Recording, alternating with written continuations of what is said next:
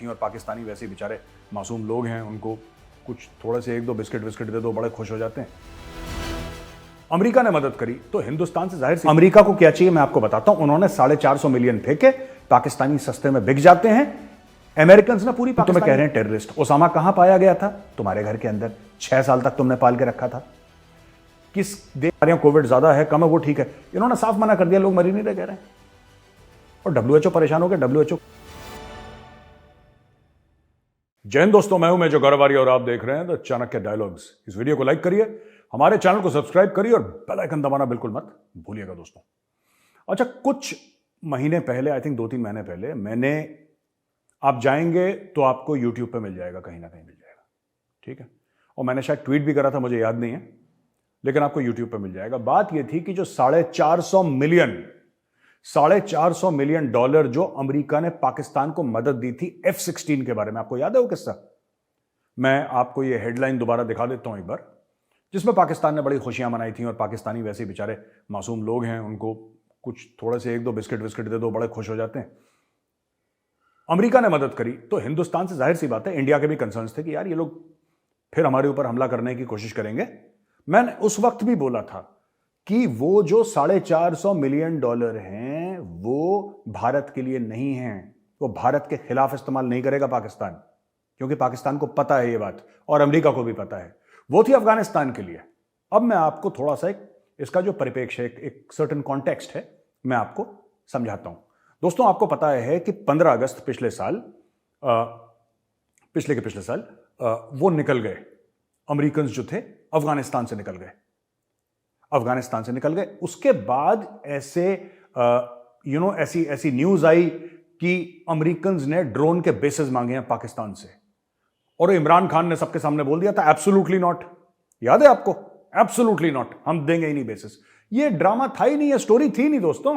और मैं तो डे 1 से बोल रहा हूं ये स्टोरी नहीं है, ये सब एक बहुत बड़ा छलावा है, ये बहुत बड़ा स्कैम है। और अब मैं आपको बताता हूं स्कैम क्या है। अब ये देखिए, ये headline, US says Pakistan has right to defend itself from terrorism. अचानक अमेरिका बीच में आता है और बोलता है कि भाईजान, पाकिस्तान को पूरा हक है अपने आप को टेररिस्ट से, दहशतगर्दों से, आतंकवादियों से बचाने का। अब ये गेम क्या चल रहा है? इमरान खान ने बोला एब्सोल्युटली नॉट। वो इमरान खान का बहुत बड़ा ड्रामा था, क्योंकि अमेरिकन ने मांगे ही नहीं थे बेसेस इनसे। अमेरिकन ने कभी भी ड्रोन के बेस पाकिस्तान से मांगे ही नहीं। ये पाकिस्तानी खुद झूठ बोल रहे थे। इमरान खान को लगा कि मैं इस पूरे झूठ से मैं किस तरीके से राजनीतिक फायदा उठा सकता हूं, मैं किस तरीके से पॉलिटिकल माइलेज उठा सकता हूं, तो उसने पूरी कोशिश करी एब्सोल्युटली नॉट। और पीटीआई के जो 18, 19, 20 साल के लौंडे लपाड़े हैं, इन्होंने खूब ट्विटर पे absolutely not, hashtag absolutely not, Khan देखो ऐसे अमेरिका की आंखों में आंखें डाल के। कोई आंखों में आंखें नहीं डाली, ठीक है, कोई आंखों में किसी ने आंखें नहीं डाली। सच्ची बात यह है, जो यूएस अभी कह रहा है ना कि पाकिस्तान को पूरा हक है, वो क्यों? इसका ग्राउंड पहले से तय कर दिया गया था। ये जो डायलॉग मारा है यूएस ने, ये तो आज का है, लेकिन इसका ग्राउंड वर्क कई महीने पहले तय कर दिया था। अब देखिए, अमेरिका को पाकिस्तान के अंदर ड्रोन के बेसिस नहीं चाहिए। समझिए मैं क्या बोल रहा हूं। अमेरिका को पाकिस्तान के अंदर ड्रोन के बेसिस आज से 3 महीने पहले भी नहीं चाहिए थे, और उसके पहले भी नहीं चाहिए थे उनको। अमेरिका को क्या चाहिए मैं आपको बताता हूं। उन्होंने 450 मिलियन फेंके, पाकिस्तानी सस्ते में बिक जाते हैं। अमेरिकन ने पूरी पाकिस्तानी एयरफोर्स खरीद ली, और F-16 एयरक्राफ्ट जो हैं वो पाकिस्तानी एयरफोर्स की शान है। बाकी तो चाइनीज जंक है, कबाड़ है, उड़ते तो F-16 है। अमेरिका ने इनकी हेल्प करी। अमेरिका ने बोला साहब हमने इनको बेचा है तो सर्विसिंग भी तो हम ही देंगे और इसके मेंटेनेंस तो हम ही देंगे। ये सब अमेरिका ने दुनिया को कहानी सुनाई। अब क्या होगा मैं आपको बताता हूं। होगा ये दोस्तों कि पाकिस्तान के अंदर ये पूरे अटैक चल रहे हैं। अब मुझे नहीं पता कितने जेन्युइन अटैक हैं और कितने पाकिस्तान ने खुद करवाए हैं अपने ऊपर। खुद क्यों करवाए हैं? क्योंकि पाकिस्तान को बहाना चाहिए अमेरिका का हुक्म बजाने का। और वो हुक्म कहां पे बजाएंगे? हुक्म अफगानिस्तान के अंदर बजाएंगे। ये मैं पहले कह चुका हूं, आज से 2-3 महीने पहले। आप जाके वीडियो देखिएगा, कोई आपको मिल जाएगा ये बात।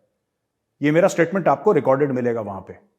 और मुझे तभी डाउट था अमेरिका क्यों दे रहा है। इंडिया में बड़े लोगों ने बोला, कुछ लोग फॉरेन ऑफिस के भी थे हमारे दोस्त, उन्होंने बोला कि नहीं साहब ये भारत के खिलाफ। मैंने बोला भारत चारक के खिलाफ मामला है ही नहीं है, ये मामला कुछ और है।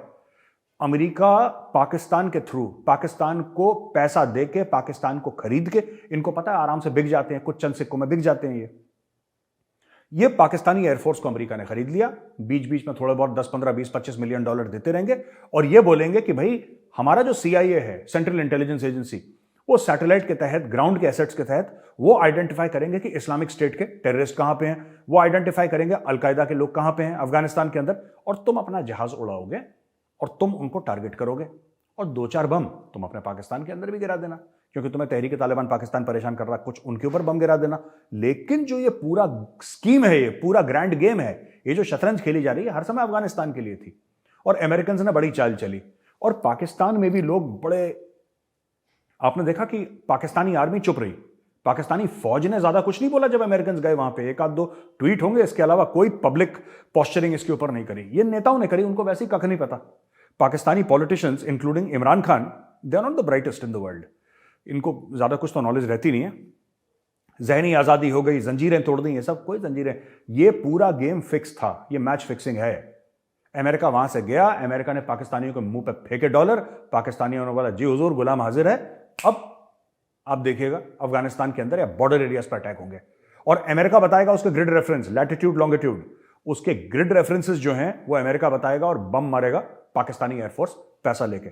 मर्सनरी एक्शन है ये, आप समझ लीजिए दोस्तों। तो ये पहली खबर थी, और ये जो मैं कह रहा हूं आज, इसको आप प्लीज नोट करिएगा कि मेजर साहब ने बात हमें बताई थी और ये सच होने वाली है।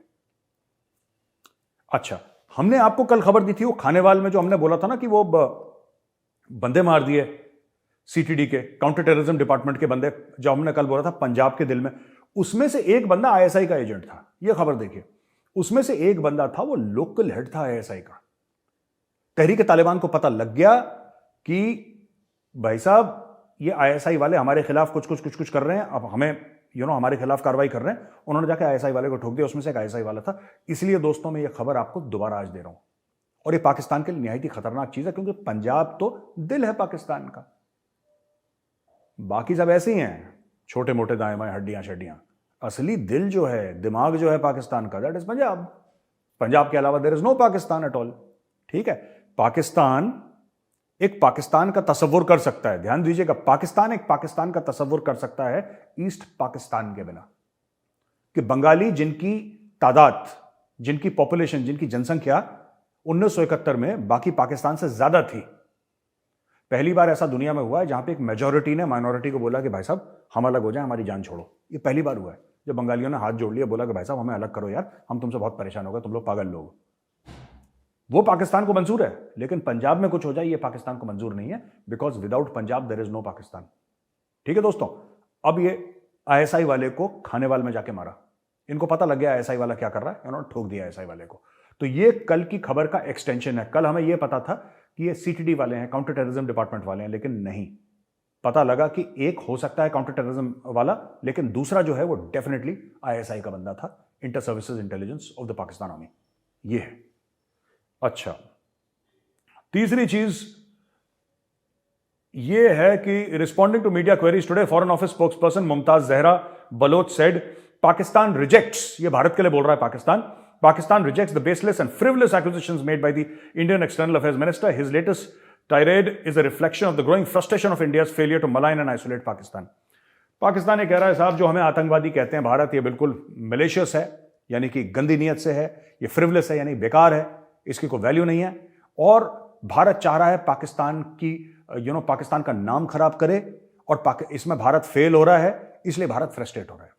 ये जहरा बलोच साहिबा जो हैं, मुमताज जहरा बलोच, वो कह रही हैं। यार मुझे लगता है ये पाकिस्तानी कौन सी अलिफ लैला की दुनिया में रहते हैं यार। तुम लोगों की पैंट उतारी जाती है एयरपोर्ट पे, तुम्हारे प्रधानमंत्रियों की पैंट उतारी जाती है, तुम कह रहे हो भारत तुम्हारी बेइज्जती कर रहा है। वो बेइज्जती उसकी होती है यार जिसकी इज्जत होती है। तुम्हें हर जगह जलील करते हैं। जब तुम फॉरेन कंट्री में जाते हो, तुम ये कहते हो कि हम इंडियन हैं, कि लोग तुम्हें थोड़ी इज्जत दें तुम्हें, वरना तुम्हें तो कोई इज्जत नहीं देता। तुम्हारे स्टूडेंट यूक्रेन में तिरंगा लहराते भारत माता की जय बोलते हैं, जय हिंद बोलते हैं, तब तो लोग उनको जाने देते हैं। कौन सी इज्जत, ये कौन सी इज्जत तुम्हारे पास नई नई आ गई जो तुमने जमीन खोद के निकाल ली भाई इज्जत। Frivolous propaganda. एक बात बताओ, हम तुम्हें कह रहे हैं टेररिस्ट, ओसामा कहां पाया गया था? तुम्हारे घर के अंदर। 6 साल तक तुमने पाल के रखा था। किस देश के राष्ट्रपति ने यह बोला था कि ओसामा बिन लादेन हमारा हीरो है, लश्कर तैयबा हमारा हीरो है? तुम्हारा परवेज मुशर्रफ ने बोला है, फॉर्मल इंटरव्यू है, आप जाके देख लो, यूट्यूब में उसका इंटरव्यू अवेलेबल है। किसने बीच में बोला था कि उसामा बिन लादेन शहीद है पार्लियामेंट में? इमरान खान ने बोला था। आप जाके देख लो कौन सा मुल्क 3-3 बार एफएटीएफ में आ चुका है। कौन सा मुल्क दुनिया में 3-3 बार एफएटीएफ में आ चुका है? इट्स पाकिस्तान। दुनिया आपको टेररिस्ट कह रही है। देखिए, जो डॉक्टर जयशंकर ने बोला, डॉक्टर जयशंकर ने कोई नई बात नहीं बोली। It's the same old thing which is been reiterating again and again. दुनिया समझती है Pakistan is a terrorist state.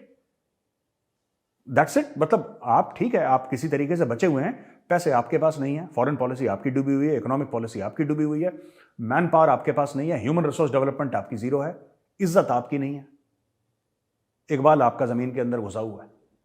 आपको पूछ कौन रहा है? आपको क्या लगता है सीरियसली कि डॉक्टर जयशंकर वक्त निकालेंगे कि चलो पाकिस्तान की बेइज्जती? इज्जत है ही नहीं भाई, इज्जत है ही नहीं तो बेइज्जती कहां से होगी?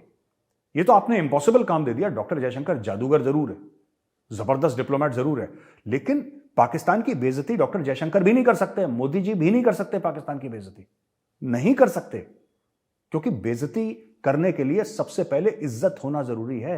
इज्जत है नहीं, डॉक्टर जयशंकर कैसे बेइज्जती करेंगे? You are giving the man an impossible task. ठीक है, अब हम आते हैं, ये पाकिस्तान स्ट्रांगली कंडेम्स। इनको देखिए, इनका कॉन्फिडेंस देखिए भाइयों का। घर में नहीं है दाने, अम्मा चली बनाने। कॉन्फिडेंस देखिए भाई लोगों का। मैं तो कॉन्फिडेंस को सल्यूट करता हूं। Pakistan strongly condemns Israeli minister's insensitive and provocative visit to Al Aqsa mosque. एक अल अक्सा मॉस्क है, ठीक है, जिसको ज्यूज कहते हैं टेंपल माउंट। सबसे पहले जो 3 धर्म हैं उनके लिए ये मुकद्दस है, मान्यता प्राप्त है। ठीक है, सबसे पहले आया जुडाइज्म, यानी कि यहूदियों का जो मजहब है, वो सबसे पहले आया। ठीक है, उसके बाद आई क्रिश्चियनिटी, यानी जीसस क्राइस्ट, और जीसस क्राइस्ट के आई थिंक 700-750 साल के बाद प्रॉफिट मोहम्मद आए जो इस्लाम लेकर आए। ये जो है एरिया पूरा, ये तीनों धर्मों के लिए मुकद्दस है। पर पैलेस्टीनियंस को पड़ा नहीं। क्या वहां पे चुल ऐसी है पैलेस्टीनियंस को कि इजरायली मिनिस्टर वो क्यों नहीं आ सकता भाई वहां पे? आपसे पहले वहां पे यहूदियों का बना हुआ था, सबसे पहले वो क्यों नहीं आ सकता वहां पे? ओ भाई, मस्जिद एक पाक जगह, मस्जिद एक अच्छी जगह है, आप लोगों ने उसको कब्जा ग्रुप क्यों अपने आप को बना लिया कि हर चीज पर कब्जा कर लो, हर चीज पर कब्जा कर लो? उसको टेंपल माउंट कहते हैं जूज। और जूज वहां पे इबादत जो है, पूजा पाठ अपना इस्लाम के आने से 1000 साल पहले से कर रहे हैं वहां पे ऑलरेडी। लेकिन वहां पे पैलेस्टीनियन मेजॉरिटी में, और जहां पे पैलेस्टीनियन मेजॉरिटी में वहां पे घुस जाते हैं अंदर कि नहीं ये जो हमारा कैसे आ गया। और पाकिस्तान ने अपना मुंह खोल लिया फालतू में। पैसे नहीं मिलेंगे बेटा, मैं बता रहा हूं पाकिस्तानियों, पैसे नहीं मिलेंगे। इजराइल ने एक फोन करा ना, सब बंद हो जाएगा। सऊदी भी पैसे नहीं देगा। तुम लोग कम बोला करो जरा, और अपनी हाइट के, अपने वजन और अपनी औकात के हिसाब से बोला करो। हाइट, वजन, औकात, ठीक है? हाइट, औकात, वजन, HAW, हॉ, कहते ना हॉ कितना बुरा आदमी है, हॉ के हिसाब से तुम बोला करो। हाइट, औकात और वजन के हिसाब से। पैलेस्टीन में क्या हो रहा है उससे भी दर्द है। ये नहीं पता कि जनवरी की तनख्वाहें कैसे देंगे। पैलेस्टीन का बड़ा दर्द है, कश्मीर का बड़ा दर्द है, ये बड़ा दर्द है। और फालतू की चीजें, झूठी बातें, झूठा प्रोपेगेंडा। अरे भाई, यहूदी क्यों नहीं जा सकता? उसकी भी बात वहां पे, आप भी जाओ, आप भी नमाज पढ़ो, वो भी अपनी प्रेयर करेगा। ईसाई भी जाएगा। नहीं, आपने बोला कि नहीं साहब हम ही करेंगे, बाकी सबको निकाल दो। ऐसे होता है। फिर जब वो ठोकते हैं, फिर तुम रोते हो, फिर तुम विक्टिम कार्ड प्ले करते हो। पैलेस्टीनियंस, सारे पैलेस्टीनियंस फिर विक्टिम कार्ड प्ले करते हैं। हाय हाय हमें मार दिया, हम मासूम। कोई मासूम नहीं है। मैं IDF को, इजराइल जो डिफेंस फोर्सेस हैं, मैं IDF को ये कहना चाहता हूं, आप लोग ठोकते हैं, बिल्कुल ठीक ठोकते हैं, ठोकते रहिए, बजाते रहो। Very good, I like it. ठीक है, ये कह रहा है चेन एर्जेन, ये इसका नाम है, चाइनीज है, चाइना के अंदर रहता है। और ये इनका जो रीजन हॉस्पिटल है, ये उसके एडवाइजरी पैनल में, जो शंघाई का कोविड एडवाइजरी पैनल है, उसका मेंबर है। उसने बोला है कि 70% शंघाई की पॉपुलेशन को कोविड हो चुका है। और Shanghai one of the largest cities of China है। आप समझ लीजिए, वहां पे 70% लोगों को कह रहा है कि अंदेशा है कि 70% लोगों को they have been infected with COVID। तो इतना खतरा है। जितनी जल्दी हम लोग चाइना से ट्रैवल रोकें, आना जाना, उतनी जल्दी हमारे लिए अच्छा है। पता नहीं ये कौन सा चमगादड़ खा रहे होंगे भाई लोग, इस बार क्या लेकर आएंगे।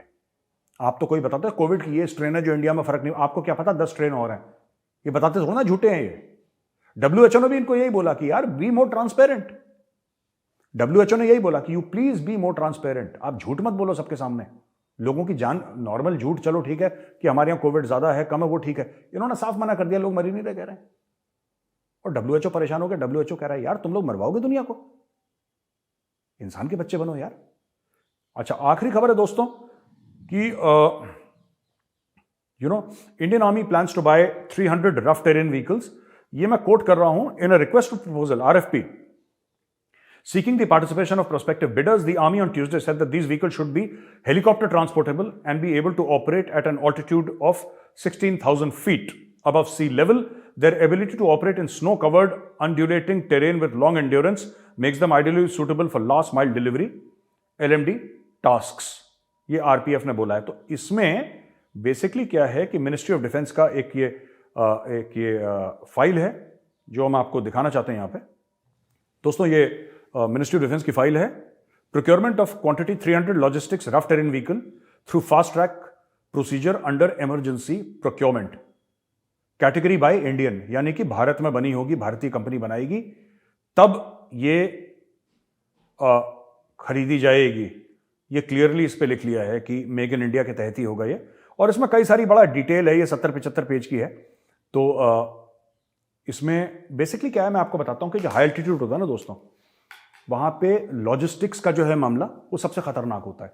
लॉजिस्टिक्स यानी कि किस तरीके से खाना पहुंचाएं, किस तरीके से हथियार पहुंचाएं, एमुनिशन लोगों को किस तरीके से ले जाएं, केरोसिन बहुत वहां पे जरूरी होता है, केरोसिन लाइफलाइन है, और फ्यूल कैसे, 10 चीजें होती हैं। मतलब मैं तो आपको सिर्फ मोटी मोटी 4-5 चीजें बता रहा हूं, 10 चीजें होती हैं, 10 चीजें जो आपको हाई एल्टीट्यूड पे ले जानी पड़ती हैं। वहां पे टेम्परेचर भी ऐसे होते हैं, ऑक्सीजन भी कम होती है, नॉर्मल गाड़ी कभी कभी नहीं चल पाती। तो इन्होंने स्पेशली इंडियन आर्मी ने बोला है कि रफ टेरेन पे हमें चलने के लिए गाड़ियां चाहिए जहां पे ऑक्सीजन 25-30% कम है। दोस्तों उस हाइट पे 16,000 एंड अबव की हाइट पे नॉर्मल इंजन को थोड़ा सा मुश्किल हो जाती है चलना, ऑक्सीजन कम है, फिर चाहे डीजल का हो फिर चाहे पेट्रोल का हो, ठीक है। डीजल में और ज़्यादा मुश्किल होती है क्योंकि कंप्रेशन इग्निशन का होता है डीजल का इंजन। अब ये जो व्हीकल्स हैं ये वहां पे चलेंगी तो स्पेशल काइंड ऑफ व्हीकल्स हैं जो रफ टेरेन में चल सकती हैं। और ये अच्छी बात है कि इंडियन वेंडर्स को बोला है कि भाई तुम दोगे, हम इंपोर्ट नहीं करेंगे, तुम बनाओ। तुम कहते हो ना तुम्हारे पास टेक्नोलॉजी है, तुम्हारे पास बेस्ट साइंटिस्ट हैं, best engineers in the world, तो बनाओ, हम तुम्हें ठेका देते हैं, go ahead and make it. तो ये चैलेंज भी है इंडियन मैन्युफैक्चरर्स के लिए, इंडियन कंपनीज के लिए जो डिफेंस के लिए बनाती हैं कि भाई तुम बनाओ। व्हीकल मैन्युफैक्चरर्स के लिए चैलेंज है कि हाँ तुम बनाओ, क्योंकि 300 का इनिशियल ऑर्डर है। मुझे लगता है ये तो हजारों की तादाद में चाहिए होंगी ये गाड़ियां, 300 तक लिमिटेड नहीं है, इनिशियल ऑर्डर है 300 का, ये हजारों की तादाद में चाहिए होंगी। आपको लाइन ऑफ कंट्रोल पे भी चाहिए होंगी। लाइन ऑफ कंट्रोल 750 किलोमीटर तकरीबन है, लाइन ऑफ एक्चुअल कंट्रोल करीब आपका 3,500 किलोमीटर है।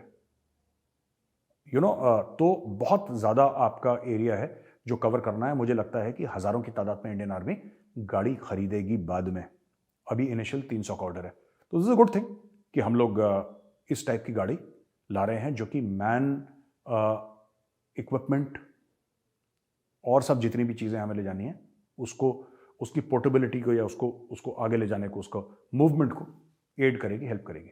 तो दोस्तों आज का वीडियो यहीं पे खत्म होता है। देखने के लिए बहुत बहुत धन्यवाद। इस वीडियो को लाइक करिए, हमारे चैनल को सब्सक्राइब करिए, बेल आइकन दबाना बिल्कुल मत भूलिएगा। जय हिंद, भारत माता की जय।